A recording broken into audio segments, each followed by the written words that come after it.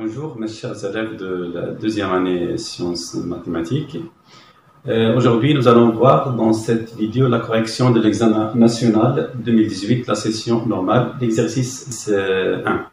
Dans cet exercice, il cible la partie structure algébrique. Donc, c'est l'un des les plus beaux et plus intéressants examens nationaux. Donc, il couvre presque toute la partie structure.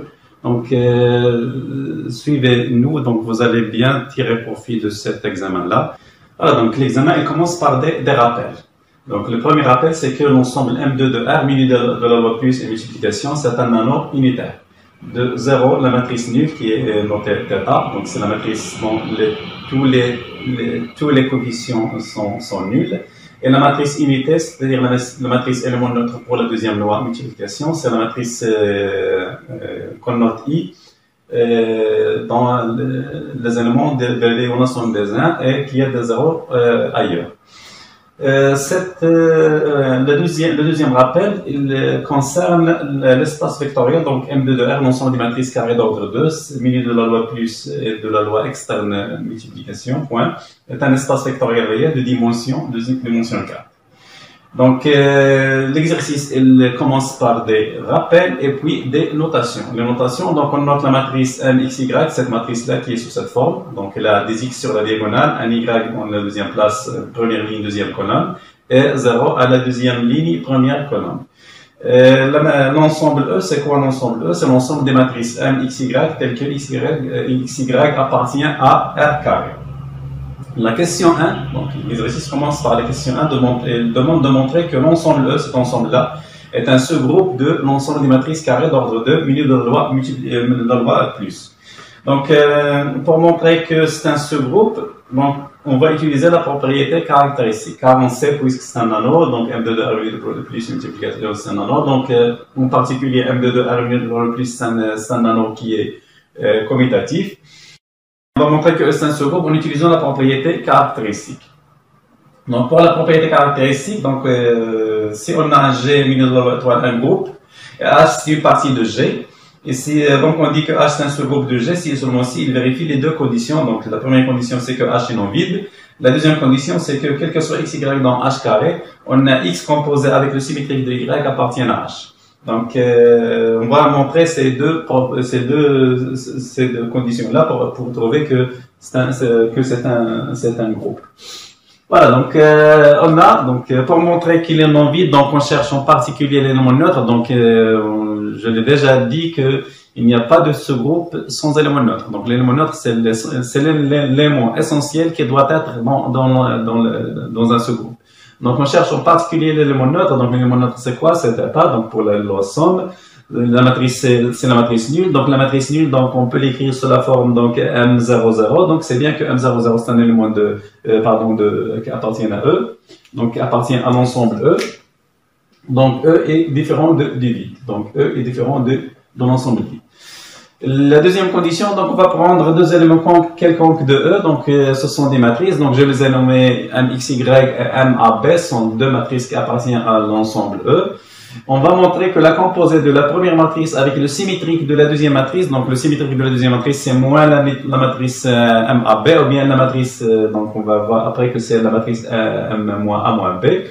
Donc on va montrer que la composée de la première matrice avec le symétrique de la deuxième matrice, elle reste toujours donc cette composée-là, donc ça donne la différence de deux matrices, donc on sait calculer la différence de matrices, donc c'est la différence des éléments en même place, donc c'est x moins a, y moins b, 0 moins 0 c'est 0, x moins a en dernière place. Donc cette matrice-là, donc il est clair que c'est la matrice x moins a, et y moins b, donc c'est bien la matrice, c'est bien un élément de l'ensemble.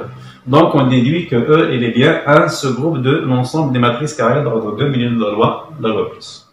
Voilà, donc on passe par suite à la question 2. La question 2, petit a, on nous demande de montrer que E est un sous-espace vectoriel de l'ensemble de l'espace vectoriel M2 de R et de la loi plus et la loi externe point. Donc, pour montrer que c'est un sous-espace vectoriel, donc on va utiliser la définition ou bien la propriété caractéristique d'un sous-espace vectoriel. Donc, c'est quoi la propriété caractéristique d'un sous-espace vectoriel? Donc, ici, si on a F une partie d'un espace vectoriel réel, donc normalement on note l'espace vectoriel E, donc j'ai pas voulu noter le E pour ne pas faire confusion avec le E qu'on a ici, qui est lui-même un sous-espace vectoriel.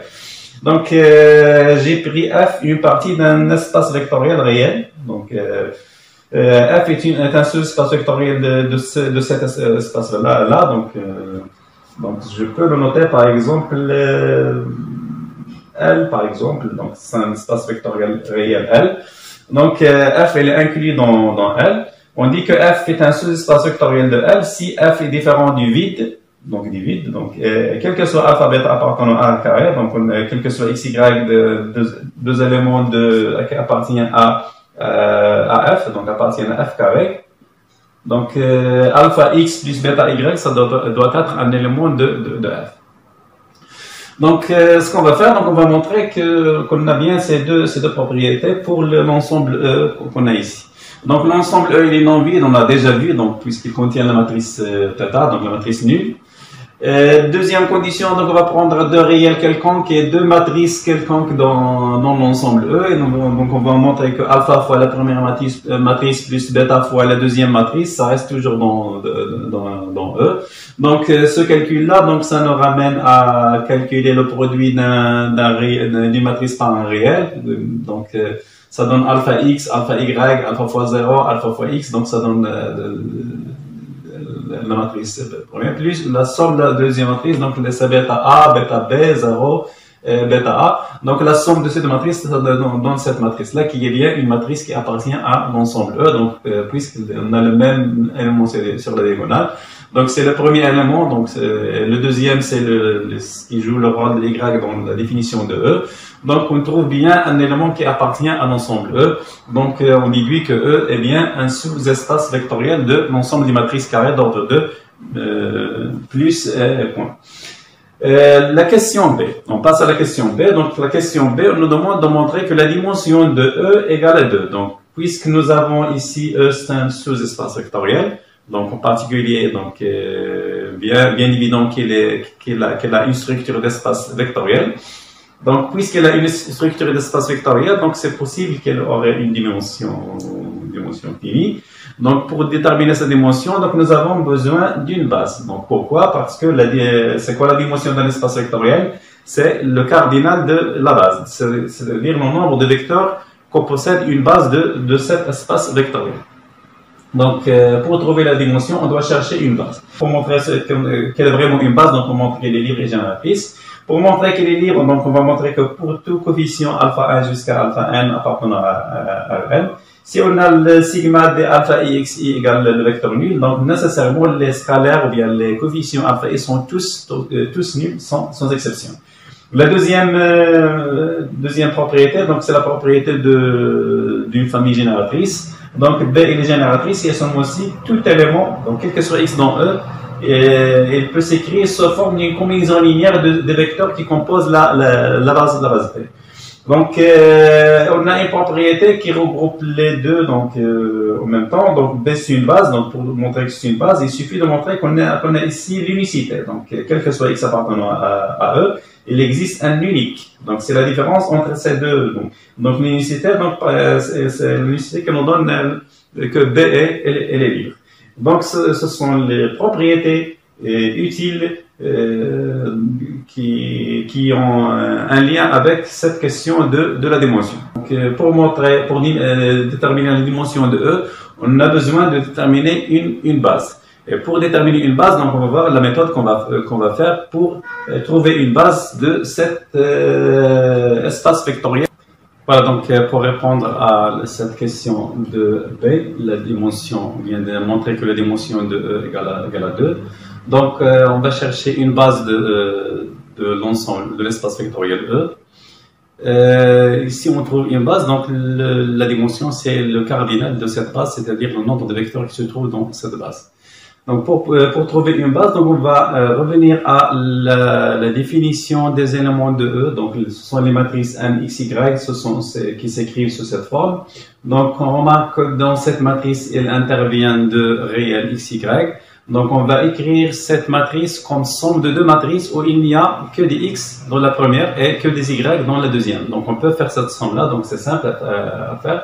Donc on va séparer les x et les y. Donc on va séparer les matrices, écrire sous forme de somme de deux matrices. Donc on remarque que x se trouve sur la diagonale. Donc je peux écrire des x sur la diagonale et partout des zéros.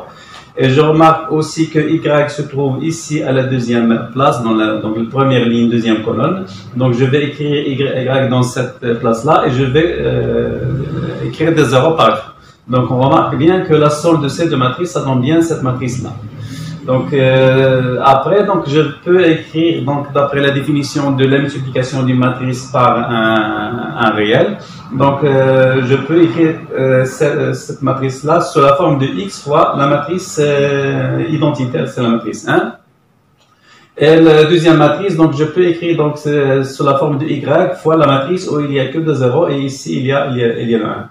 Donc comme ça, ce que j'ai trouvé ici, c'est que toute matrice, n'importe quelle matrice dans l'ensemble, dans l'espace vectoriel E, elle peut s'écrire comme combinaison linéaire de ces deux matrices-là. Donc la première matrice on l'a déjà donc comme notation au début de l'exercice, on a noté I. Cette matrice-là, la deuxième matrice, l'exercice n'a pas donné cette matrice, donc on l'a nommée ici, je l'ai nommée J. Donc c'est quoi la matrice J? C'est la matrice 0, 1, 0, 0. C'est la matrice que j'ai ici.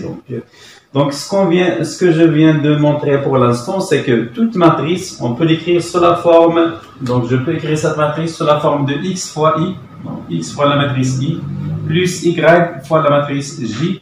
Donc, on déduit que cette famille de vecteurs I et J, c'est une famille génératrice de l'espace E. Donc, j'ai nommé cette famille de matrices I et J, je l'ai nommé B. Donc, B, ça constitue bien une famille génératrice de l'espace vectoriel E. Donc, pour que B soit une base, reste à montrer que cette famille elle est libre. Donc, pour montrer qu'elle est libre, on va montrer que quel que soit alpha bêta dans un carré, tel que alpha I plus bêta J égale la matrice nulle, donc la matrice θ c'est la matrice nulle, donc ça implique nécessairement que alpha égale à 0 et bêta égale à 0. Donc, on va montrer cette implication. Donc, pour montrer cette implication, donc on va supposer la première proposition est vraie, et on va montrer que la deuxième proposition est vraie. Donc, supposons que alpha I plus bêta J égale à la matrice nulle égale θ. Donc, c'est quoi alpha I plus bêta J? Donc, alpha I plus bêta J, c'est la matrice M alpha bêta. Donc, ça implique que la matrice M alpha bêta égale la matrice nulle. Donc, ça implique que la matrice M alpha bêta, donc c'est alpha bêta 0 alpha. Donc, on l'a vu dans la définition de la matrice au début de l'exercice. Donc, cette matrice égale la matrice nulle, ça veut dire que alpha égale à 0 et le bêta égale à 0. Donc, c'est ce qu'on veut démontrer. Donc, alpha est nul et bêta est nul. Donc, cette famille, elle est bien libre. Et par suite, c'est une base. Donc, puisque B c'est une base, donc le cardinal de B, donc c'est 2, il y a deux éléments dans cette base. Et par suite, la dimension de E égale à 2. Passons à la question 3. Donc, la question 3A, on nous demande de montrer que E est une partie stable pour la loi multiplication.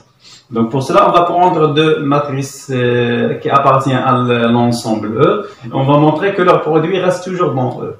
Donc, le produit de la matrice MXY fois la matrice MAP, donc on va écrire la forme des deux matrices et calculer le produit. Donc, le produit de calcul, donc ligne par colonne, etc. Donc, ça donne ce résultat-là. Et ce résultat-là, c'est bien la matrice MAX, XB plus YA. Donc, c'est la matrice AX, XB plus YA, qui est bien un élément de E. Donc, E, c'est une partie stable pour la loi multiplication. Donc, ce qui est intéressant ici, c'est cette formule qu'on a trouvée. Donc, on va s'en servir par la suite. Donc, on a montré que le produit de deux matrices MXY fois MAB, ça donne la matrice MAX XB plus YA. Donc, on va conserver cette relation pour l'utiliser par la suite. Voilà, donc on passe à la question B. La question B, on nous demande de montrer que E muni de loi plus et multiplication est un anneau qui est commutatif. Donc, je vous rappelle de la définition d'un anneau et d'un anneau commutatif. Donc, pour que A muni de deux lois étoiles et truc soit un anneau, il suffit que A muni de la première loi étoile, il faut qu'il soit un groupe commutatif. Il faut que le truc soit associatif et qu'elle est distributive par rapport à la première loi étoile. Donc, ces trois conditions, ils nous donnent la définition d'un anneau.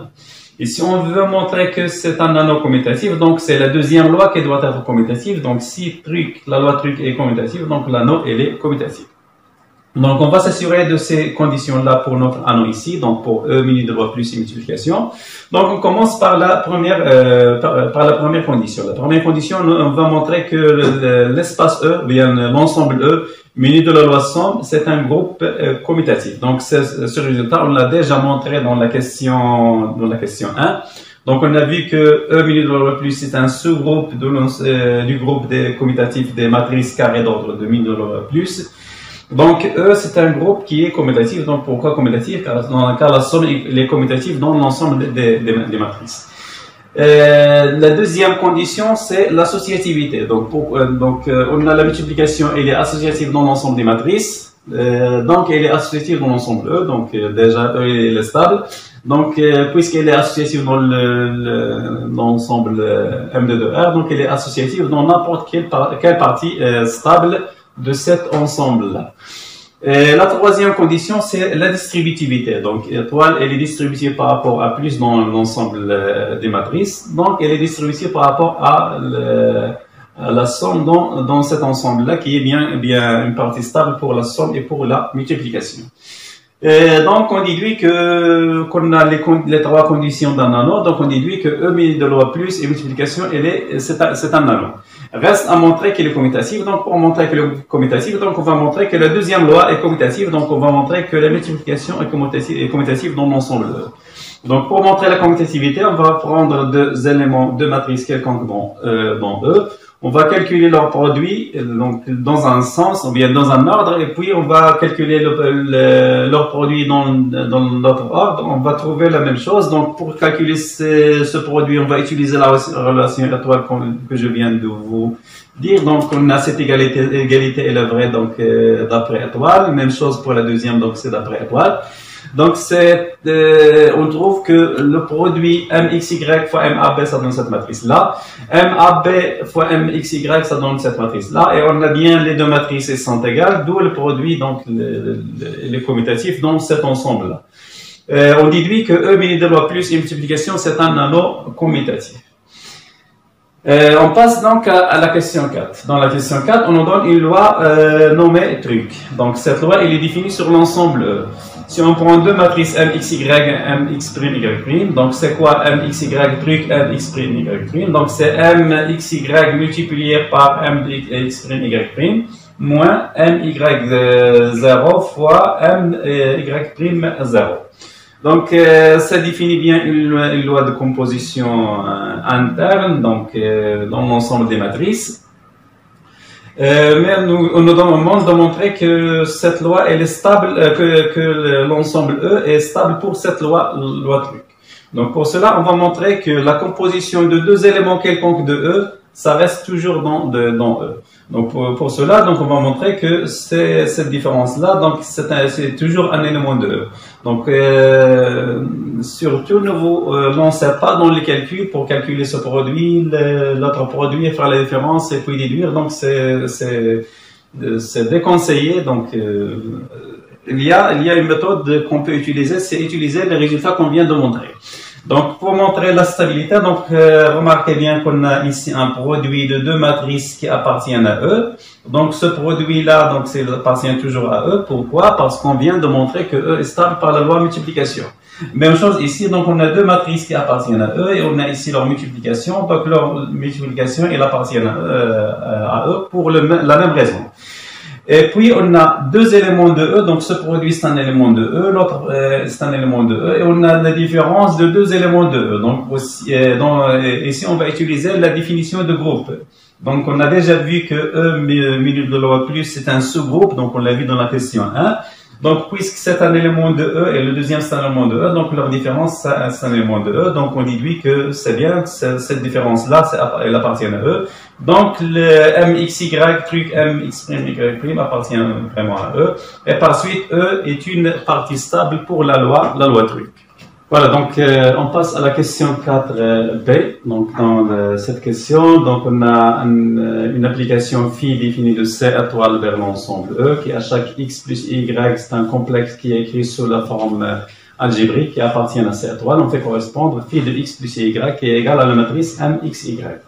On nous demande de montrer que phi c'est un homomorphisme de C étoile muni de la loi de multiplication vers l'ensemble E muni de la loi truc. Donc pour cela, on va prendre deux éléments quelconques dans C étoile, donc écrit sous la forme algébrique, donc x plus y et x' plus y'. On va montrer que phi de x plus y multiplié par x' plus y' il est égal à phi de x plus y truc phi de x' plus y'. On va calculer phi de x plus y multiplié par x' plus y'. Donc, c'est quoi? C'est phi de x' moins y' plus y facteur de xy' plus x'. Donc, c'est quoi l'image par phi de ce complexe qui est écrit sous forme algébrique? Donc, c'est m de la partie réelle, partie imaginaire. Donc, partie réelle, partie imaginaire, c'est m x' moins y', puis, donc, xy' plus x'. Donc, d'autre part, on va calculer ce deuxième membre. Donc, on va calculer phi de x plus y, truc, phi de x' plus y'. Donc, phi de x plus y, c'est la matrice mxy. Phi de x' plus y', c'est la matrice mx', Donc, on va calculer la composée par la loi truc de ces deux matrices-là. Donc, on va utiliser la définition qu'on a déjà vue, donc, que l'exercice nous donne à la question 4, au début de la question 4. Donc, on va utiliser cette définition pour créer la formule de cette loi truc. Donc, ça donne ce produit moins ce produit-là. Donc, pour calculer le produit de ces deux matrices, on va utiliser la formule qu'on a déjà vue. Donc, c'est la formule que j'ai notée étoile. Donc, d'après étoile, donc j'ai mxy fois mx' y' égale mxx' xy' plus yx'. Donc, même chose ici. Donc, je peux appliquer la même formule étoile pour calculer ce produit. Donc, ça donne m de my' 0. Donc, la différence de ces deux matrices, donc, ça donne bien la matrice m, xx' moins y', donc, xy' plus yx', et qui est bien égal, donc, c'est la même matrice qu'on a trouvée ici. Donc, c'est le même résultat qu'on a ici. Donc, ces deux résultats, ils coïncident bien. Donc, ces deux résultats, donc, c'est bien la matrice, c'est bien phi de x plus y multiplié par x' plus y'. Donc, on déduit que phi, c'est bien un homomorphisme de ces multiplications, de C étoile menu de la multiplication vers E menu de la loi truc. Voilà, donc on passe à la question 4c. On nous demande de montrer que l'ensemble E étoile menu de la loi truc est un groupe. Avec E étoile, c'est quoi E étoile? C'est E privé de la matrice nulle qu'on a notée θ. Donc pour cela, je vous rappelle d'un résultat très important sur les homomorphismes et les groupes. Donc si on a phi un homomorphisme défini de G étoile vers H menu de la loi truc, un homomorphisme, et si G l'ensemble G menu de la loi étoile est un groupe, alors on déduit que l'image de G par phi, c'est menu de la loi truc, c'est un groupe. Donc pour utiliser ce résultat-là, donc on va montrer que ou bien on va utiliser la question qu'on vient de montrer, la question B qu'on a fait, c'est un homomorphisme de C étoile vers le menu de la loi multiplication vers E menu de la loi truc, qui est un homomorphisme. Donc, puisque c'est un homomorphisme, donc on a la première condition. Donc, on déduit que, puisque j'ai, pour nous, l'ensemble C étoile, donc C étoile menu de la multiplication, on sait déjà d'après le cours que c'est un groupe commutatif. On déduit que phi de C étoile menu de la loi truc, c'est un groupe commutatif. Voilà, donc il reste à montrer que ce phi de C étoile, c'est exactement E étoile. Donc, on va montrer qu'il est bien égal à E étoile. Donc, pour cela, on va prendre une matrice, donc, pour montrer l'égalité des deux ensembles, donc, on montre que si un élément appartient à un ensemble, c'est équivalent à dire qu'il appartient au deuxième ensemble. Donc, je prends une matrice M dans l'ensemble de l'étoile. Donc, c'est la matrice MXY, donc elle appartient à l'étoile. Donc, puisqu'elle appartient à l'étoile, donc cette matrice est différente de la matrice nulle. Donc, puisqu'il est différent de la matrice nulle, donc ces deux x et y ne doivent pas être nuls tous les deux en même temps. Donc, ça veut dire que donc c'est équivalent à dire que le couple xy est différent du couple 0,0. Et ce couple XY qui est un couple non nul, donc c'est équivalent à dire que le complexe X plus Y appartenant à C étoile, X plus Y appartient à C étoile, donc c'est équivalent à dire que la matrice MXY appartient à phi de C étoile. Donc on a une application en appliquant la fonction phi. Donc si j'applique phi, donc phi de X plus Y appartient à phi de C étoile. Et l'autre implication, elle se déduit facilement. Donc, on déduit que phi de C étoile égale à E étoile, d'où E étoile minus le truc, c'est un groupe qui est commutatif. On passe à la question 5. La question 5a, on nous demande de montrer que la loi truc est distributive par rapport à la loi plus dans l'ensemble.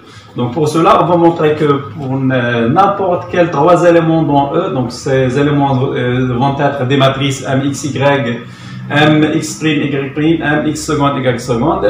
Si, on va montrer que mxy truc, la somme de ces deux matrices égale mxy truc la première matrice plus mdxy truc la deuxième matrice. Donc pour montrer cette égalité, donc on va calculer la première, calculer la seconde et on va comparer les résultats. Donc on peut utiliser la définition de truc, donc de la loi truc qui est définie dans une question précédente. Donc on peut utiliser cette définition. Mais moi, ici, ce que j'ai utilisé l'homomorphisme. Donc, ça peut simplifier un peu les calculs, donc l'utilisation de l'homomorphisme. Donc, je vais vous montrer comment j'ai fait. Donc, je pars du premier membre de cette égalité. Donc, je vais calculer ce premier membre-là. Donc, ce premier membre, c'est quoi? Donc, j'ai ici une somme de deux matrices. Donc, on sait que la somme de deux matrices mxy plus mx', donc c'est la somme des x, la somme des y. Donc, on l'a déjà vu donc, au début de l'exercice. Donc, je remplace cette somme-là par la matrice m de x plus x' plus y x seconde, y' plus y seconde. Par suite, donc, j'ai deux matrices là, donc, avec une loi truc. Donc, je remplace cette matrice par phi de x plus y, et je remplace la deuxième matrice par phi de x' plus x seconde, y' plus y seconde. Donc, d'après la définition de l'homomorphisme phi. Donc ici j'ai phi d'un complexe truc, phi d'un autre complexe. Donc j'utilise le fait que phi c'est un homomorphisme. C'est phi de ce complexe multiplié par ce complexe là. Donc ce complexe. Donc puis pourquoi? Parce que phi c'est un homomorphisme de C étoile muni de la multiplication vers E muni de la loi électrique. Donc après, donc je calcule le produit de deux complexes. Donc le produit de deux complexes, donc écrit sous forme algébrique. Donc c'est la partie réelle fois la partie réelle moins la partie imaginaire fois la partie imaginaire, plus la partie réelle fois la partie imaginaire, i facteur plus i facteur de partie réelle fois partie imaginaire plus partie imaginaire fois partie réelle. Donc c'est ce que j'ai utilisé ici donc pour calculer le produit de deux complexes écrit sous forme algébrique. Donc par suite, j'ai ici le résultat, donc c'est m, voilà, donc c'est mx x' plus x seconde moins y seconde. Voilà, donc c'est quoi phi d'un complexe? Donc phi d'un complexe, d'après la définition de phi, donc c'est mxy avec x c'est la partie réelle de ce complexe, y c'est la partie imaginaire de ce complexe. Donc, c'est ce que j'ai utilisé ici. Donc, j'ai phi d'un complexe, c'est quoi? Donc, ici, c'est la partie réelle. Ça, c'est la partie réelle. Plus i fois la partie imaginaire, donc, égale à la matrice M. Donc, c'est le premier membre de, donc, c'est le x. Celui-là, c'est le y de la forme de la matrice MXY. Donc, ça donne ce résultat-là. Voilà, donc le premier membre, donc le calcul du premier membre, ça m'a donné ce résultat-là. Donc je vais encadrer ce résultat. Donc après, je vais le comparer avec le résultat du deuxième membre.